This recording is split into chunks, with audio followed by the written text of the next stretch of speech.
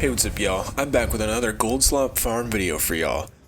Running low on inventory on your bankroll?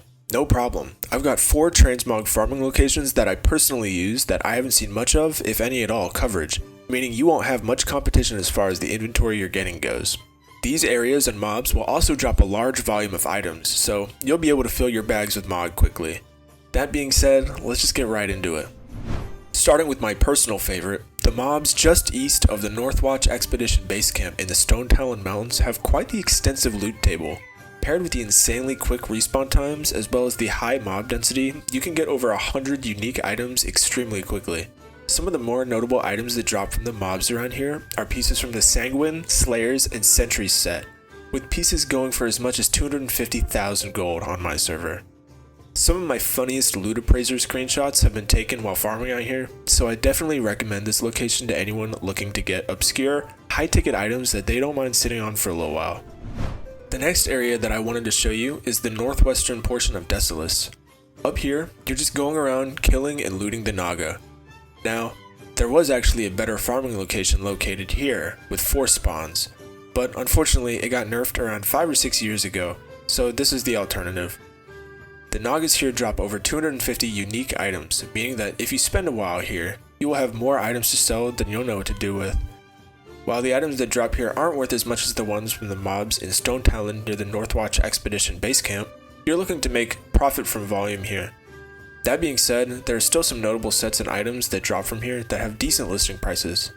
Some of the sets that drop here include the Raincaller, Dokkaebi, and Pathfinder sets, with some of the items listing for as much as 70 to 80,000 on a good day. Next area is actually a very well documented one, and is probably the only farm in this guide that you might have competition for, but it's the Zandalari and Mogu NPCs on the Isle of Thunder. There are several sets that drop here, with the pieces going for 50,000 on the low end. Coupled with the Mode of Harmony drops, there's at least a little instant profit to be made. The notable sets that drop from here include the Brittle Flame Reaver, Time-Worn Shadowtooth, and Tarnished Fanatic set. There are also several weapons, including the Ritual Head Cleaver and Thunder Eagle Staff that will fetch for the same if not slightly more gold than the gear pieces. All of that being said, being a well-documented farm, you are likely to run into competition while farming here. Also, I would like to recommend farming this location on a Warlock, as the rares around the Isle of Thunder have around a 2% chance to drop the sealed Tome of the Lost Legion, the Green Fire Book, which is basically a 20,000 gold direct deposit into your inventory. It will sell the same day you get it, so it's pretty free. Now the last farm I wanted to cover was the Tranquil Garden Cemetery in Duskwood. The Rotting Horrors you can find here have one of the largest loot pools I've ever seen while making a video at just over 320 items.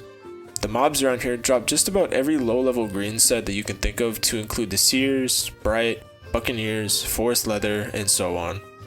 Much like the Naga farm that I mentioned earlier, you're going to be getting hundreds and hundreds of items while farming, so you're looking to make the most of your gold from the sheer volumes of sales you'll be making. However, that's not to say there aren't any notable items. The mobs around here drop 9 possible unique rare quality items that have price tags in the tens of thousands of gold. The more notable ones include the Nightwatch Sword, Lil Timmy's Pea Shooter, and Prospector Axe. Also, if you ever run out of mobs to kill or you begin to become contested in your kills, these mobs also spawn just south of the Ravenhill Cemetery, so there is an alternative option. I hope that y'all learned a bit from this video. Like I said at the beginning, these are the farms that I'm doing once or twice a year when I've got nothing better to do and I'm running low on inventory. So, unless you're running on a high pop server or you're just looking to have an inventory in the tens of thousands of items, I wouldn't recommend going out of your way to be doing these farms all the time. Good luck, happy farming, and as always, peace.